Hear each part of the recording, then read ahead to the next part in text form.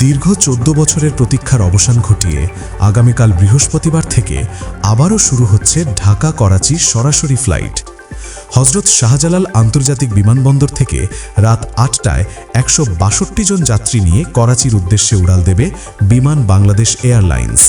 বিমানের ব্যবস্থাপনা পরিচালক ডক্টর শফিকুর রহমান জানিয়েছেন, উদ্বোধনী ফ্লাইটের সব টিকিট ইতিমধ্যেই বিক্রি হয়ে গেছে।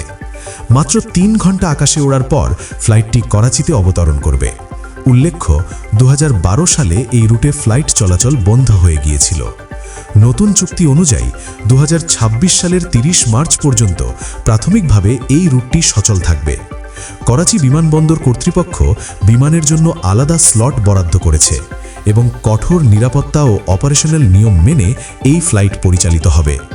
সরাসরি আকাশপথের এই যোগাযোগ উভয় দেশের জন্য নতুন সম্ভাবনা তৈরি করবে বলে মনে করছেন সংশ্লিষ্ট কর্মকর্তারা।